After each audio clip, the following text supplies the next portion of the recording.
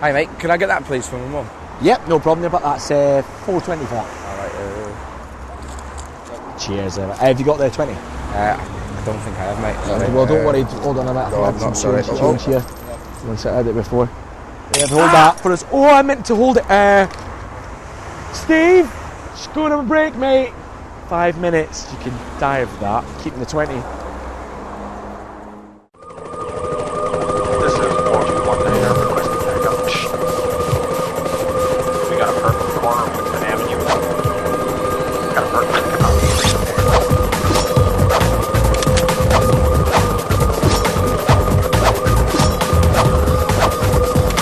This is 421 Niner requesting backup.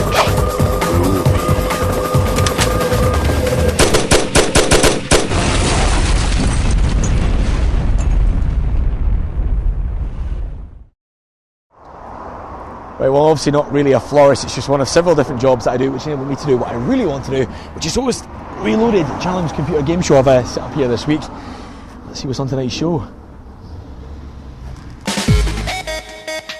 Right, yet again, plenty for you, and it's important to get off to the right start, so I'll be giving you all your informational vitamins in the news. Actually, a bit more like fibre. In our preview section, we've got your omega-3 oils and antioxidants with an advanced look at Devil May Cry 4, which is good for the cholesterol, all that. I've even got your major food groups covered, a protein-rich review of F.E.A.R on the PS3. Look away now, all you Atkins dietitians with your smelly breath, because I've got a carb-loaded look at Devil Summoner on the PS2. And our main review is this week's big launch, Spiderman 3, providing all the fat. I've also got a top interview with one of the founding members of the Bitmap Brothers, Mike Montgomery, completing your 5 a day. Nate, you alright there? You surviving? Doesn't matter, that's not important. This is important. The news! This is the gaming news! Put the baby down and listen! PS4, tell us more? That's right. Australian technology website SmartHouse is reporting that their Sony insider has disclosed that a new PlayStation console is being prepared by the Japanese platform holder and will be launched by the end of next year. Essentially, a PlayStation 4. Well, I'm guessing that's that guy's cover blown now. All right, Mr. Nupuyuki, got any industry secrets? Promise not to put them on the internet.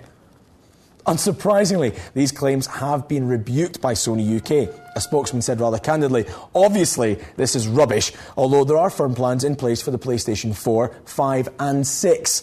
Well, there you have it then. Don't take any technology advice from anyone called Bruce. That is, unless they're called Bruce Lee. More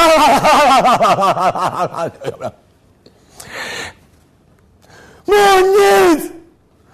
And finally, 12-year-old German schoolboy Gunther Huberkoch was only 4 hours away from completing his 72-hour charity blindfold fun run when he hurtled himself off a cliff. It's thought Gunther believed he was following the cheers of friends and loved ones welcoming him home, although tragically it was the cold, remorseless crashing waves of the Baltic Sea. His loss will be sorely felt. That was the gaming news! Time for your previews! I don't know, man. I thought it was like the light-hearted story at the end. Who's writing these? Ridiculous! Right, a treat of a preview for you here. Not many people will have seen this. It's Devil May Cry 4 on the PS3 and 360, hot from Japan. It's the first time that Capcom's favourite Demon and Devil Hunter is available on anything other than a Sony format. Bit of a blow for them, but good news for Xbox 360 owners.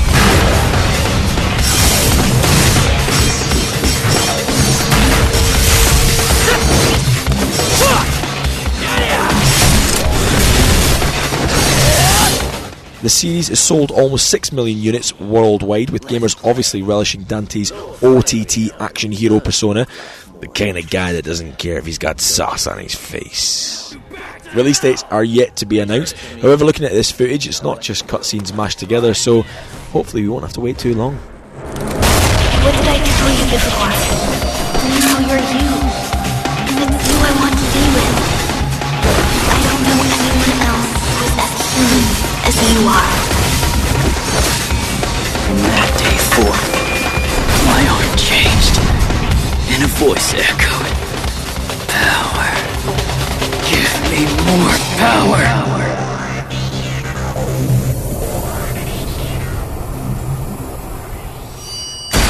You alright there, pal? You okay? You took a bit of a nasty fall there. Yeah, I'm alright. Look, that plant's broke now. I need to get another one. Yeah, you broke it when you fell. You're going to have to pay for that. Is there another one you fancy? Anything else you... What's that one? That's a Latin Nintendium Mario Supero. It's the Latin name. It's good. It's good plan. How much is that? It's 40 quid. What? It cures blindness. Coming up is our first review. This is Devil Summoner. Have a look. 40 quid? Yeah, it's good for the eyes. It's like a carrot tree, basically. What do you get if you cross an RPG, say like Final Fantasy, with the real-time battles and action of, say, Zelda, and the gotta-catch-em-all attitude of Pokemon, and a sprinkling of Silent Hill's twisted horror? That's right, you get a pretty strange game indeed, and that's exactly what Devil Summoner Reidu Kozunoa versus the Soulless Army is. Set in Japan in the early 20th century, you play a young devil summoner who works for a detective agency. Really, you wanted to be a train driver. Funny what you end up doing.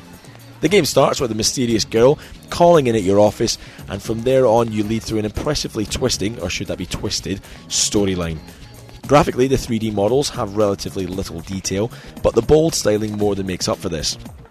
The bustling backgrounds and cityscapes mixed with the demons, which are literally full of character, makes for a delightful game and something that Koei should be proud of bringing to a Western audience. The styling of the game is something that won't appeal to everyone, but its distinct Japanese flair helps it stand out from an increasingly crowded RPG market. The story itself is told through on-screen text, and the dialogue is definitely tongue-in-cheek. The tale itself is a big slice of Edam cheese, but if anything, the game benefits from this rather than suffering as a result. Gameplay-wise, you can expect to be playing for around 30 hours for the main story, but if you want to complete the side quests and collect all the demons on offer, then you can almost double that. The game bosses are unforgiving and need to be tackled using specific demons and their appropriate elemental abilities. Basically, if you see a big man made of fire in front of you, you should maybe think about attacking him with ice. If only real life was as simple as the 1920s Japanese underworld. The game is by no means perfect though. As a product, it isn't as polished as some of the RPGs out there.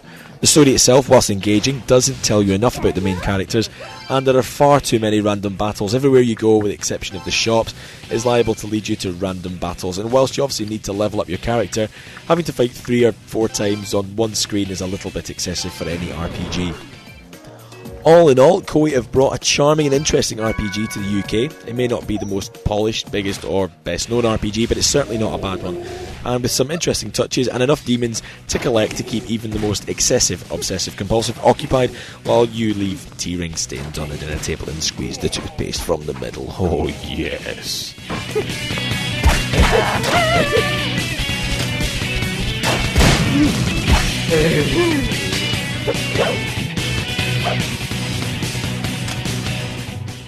Yeah, mate, just have a look around for yourself. I'll let you have a look for a wee bit. I know all the names of them and stuff, so if you want a hand out, I know all the names. We're going to go for a break here on Reloaded, but make sure you're right back with us for part 2. Still got plenty more for you. Actually, some of them have got magic powers as well. If you eat them, your health goes back up to max.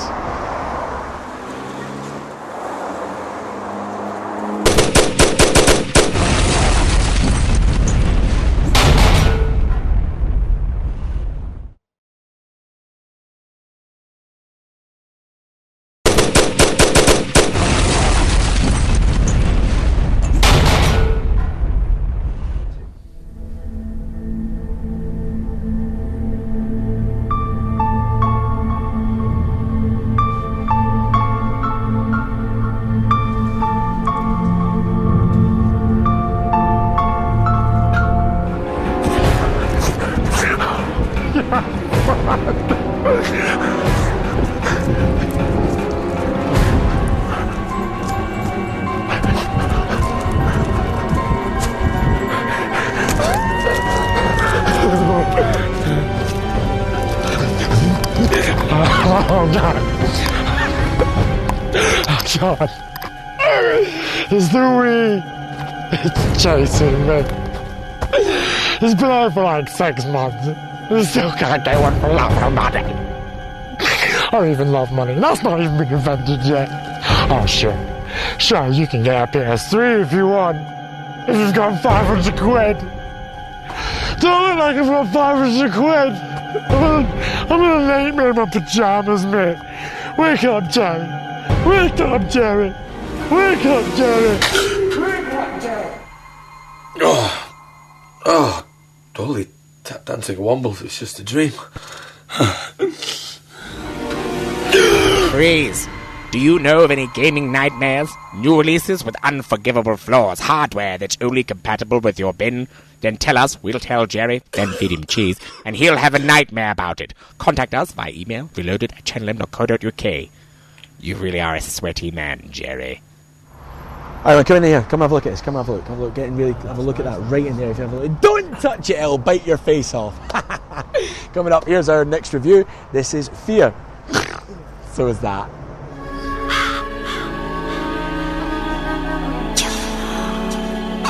F.E.A.R. F.E.A.R. First Encounter Assault Recon, which makes about as much sense as fluffy elephants are real, but never mind. The most important thing is that it sounds futuristic-y, military, and it spells fear. A game which started out on PC before being converted to the Xbox 360 and now finally reaching the PS3. But have these conversions and subsequent additions helped or hindered what is an absorbing and downright scary PC action title? You play an elite soldier in a squad codenamed F.E.A.R, which I reckon stands for Fully Equipped Angler's Rod.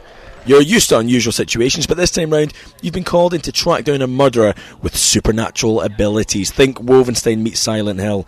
You fight your way through tight, dark corridors and wave after wave of heavily armed, highly intelligent enemies, all tied together with a twisting, turning plot. A plot, it has to be said, I lost complete track of after about the third mission.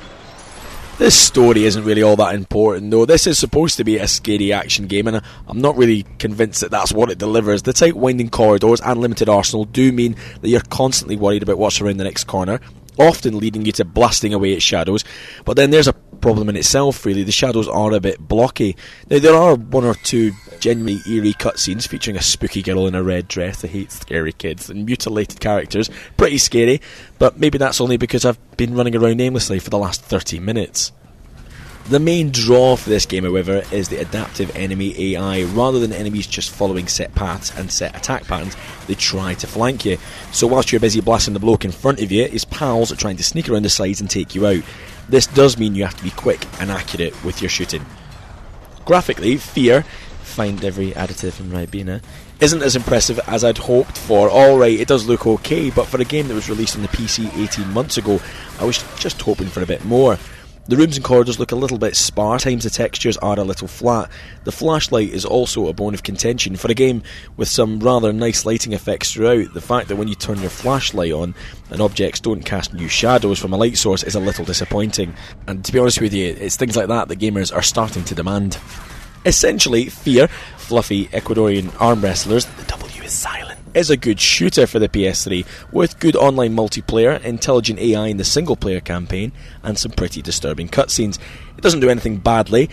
However, gamers who've played it on previous formats will be surprised how much it's aged, and if anything, gone a little backwards.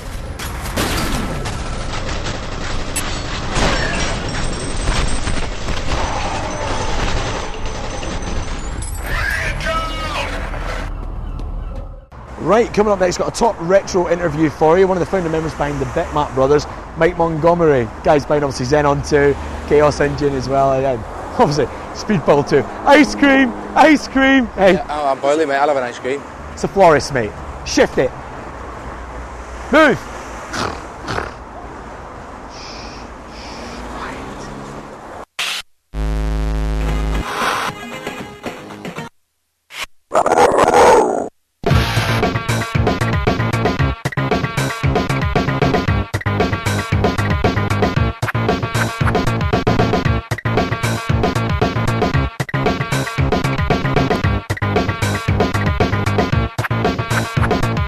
Started the Bitmap Brothers because we had a contract to do the original Speedball,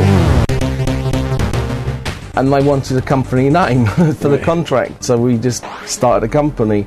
And then after we did Speedball, we went on to Xenon and then Xenon 2. Along that way, we felt that the problems with the game industry is that it's the publishers that actually get all the credit for our, for what we do. So we decided that we wanted to be pop stars, if you like, or very similar to pop stars. Like, you don't go into a record shop and buy an Apple record, you buy the Beatles, So we spent quite a lot of money on doing our own photo shoots and stuff like that, and then sending to the magazines, and we were quite shocked they got printed everywhere. and of course then once you start that you have to carry on. And then our games were excellent, of course.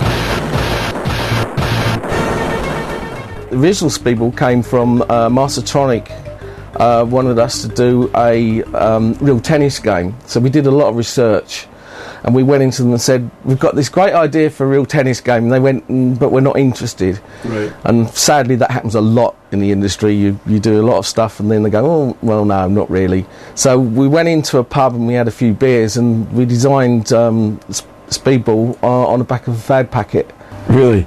Yeah, and then we went to Microsoft with the idea and they really liked it, and it just went from there. Not really. on the F.E.A.R packet though, at that stage? With the F.E.A.R packet. With the F.E.A.R packet in hand? Yeah.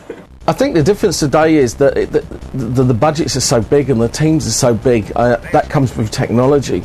You know, originally the advance was enough to give us a profit without the royalties. Nowadays, you have to put so much into a game, and as an independent developer, which I still am, it's really, really hard because you have to fund everything yourself to an extent, or get advances. But with the publishers, with all their, and the big developers that that are financed by the cities and stuff like that, it's easier for them to spend money. Yeah, we're working on updated versions of Speedball 2 for the PC, which will have online content. Also, we're working on Speedball 2 for the Xbox Arcade Live. We hope to have that out this year. On the Xbox Live, there won't be an awful lot of differences, apart from it will be in 3D, even though you're still playing it in very similar camera angle as the 2D. But the really nice thing is you can just press a button and switch into 2D, or you can have 2D actually playing in a box at the top corner. We have extended the leagues. We're putting in 32 teams instead of 16. Also, the online content for the Xbox Live, you'll be able to train your player only online and play against other people on the Xbox Live league system. There will be downloadable star players. Oh, okay. The cool thing is that you'll be able to train, as you play, you can get your team better and better and better, and then you can actually use that team online against other players. It's going to be a lot harder to build up all the stats of your players, because we don't want you to get to the best player in the world within 5 games or something, or 16 games. It's going to take you quite a long time to actually get there. Is that it? Yeah. Cool.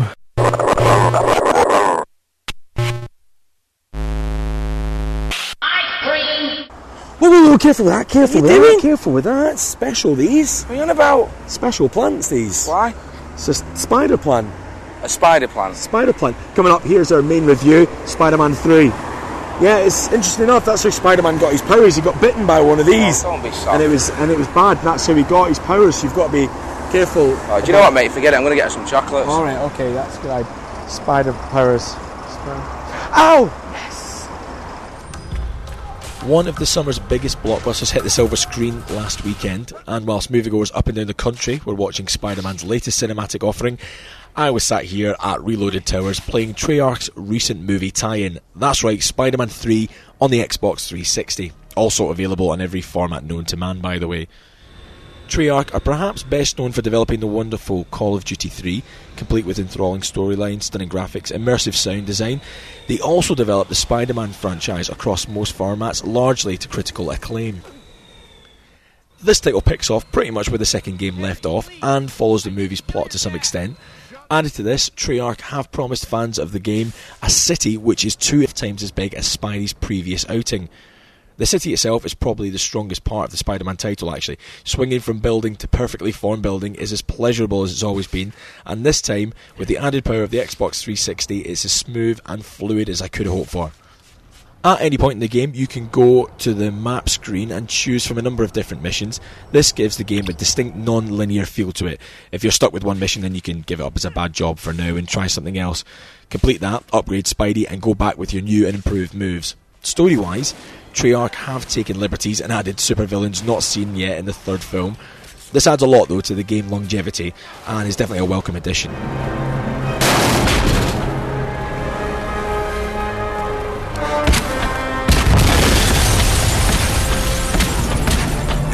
Sorry, Scorp. Alongside the central stories, there's a whole host of side missions and fun things to do. For example, rather than fighting crime all day, how about maybe racing through the city, skydiving, or taking Mary Jane for a thrill ride?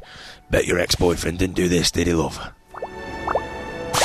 This is really fast! The voice acting supplied by none other than Toby, I'm Spiderman, Maguire himself, goes some way to making up for the ropey look of the characters in the cutscenes. However, all of that's definitely forgiven when it comes to swinging through a beautifully faithful recreation of New York City, and I should know, because I used to live there.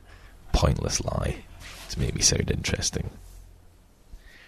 Being attached to one of the summer's biggest blockbusters is always going to jack up demand, and especially when the title is released on all formats, i.e. Xbox 360, PS3, PS2, PSP, DS, Game Boy Advance, Wii, PC, cassette, vinyl and Betamax.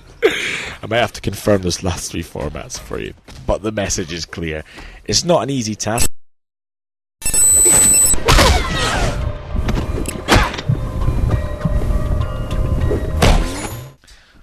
Right, and here's your chance to play the game. I've got 5 copies of Spider-Man 3 to give away on Xbox 360. If you fancy a copy, or you're just too much of a cheapskate, you can't be bothered to buy his mate's birthday present, then all you have to do is answer this question. Who is Spider-Man's alter ego? Is it A, Peter Parker, B, Bruce Banner, or C, Clark Kent?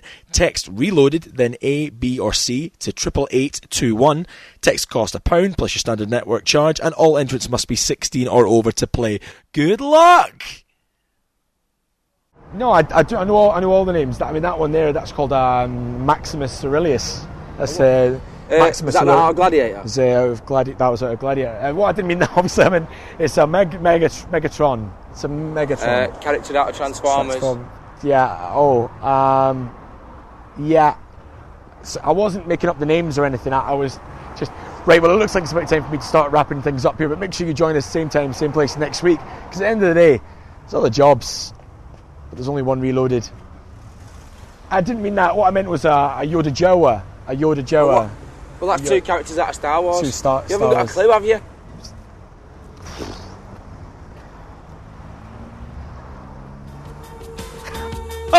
Oh, that's been a good show, hasn't it? Remember that bit? Oh, brilliant. But it doesn't have to end, though. You can see all the previous episodes of this series and the last on the Worldwide Tinterwobble. Just go to channelm.co.uk/entertainment, follow the clicks to Reloaded there, or if you want to contact us, you can. Email us at reloaded@channelm.co.uk. Either that or you could get a cab and come round and knock on, but I'm not definitely going to be in. Alright, come down. Alright, mate, calm down there. Hey, whoa, watch the console, careful with that, careful with the console. Ridiculous way to behave. Don't want to be a florist anyway. It's rubbish. Well, they grow naturally anyway, you know that, they grow. You make up all the names. Megatron's a good name. He did well. Pound.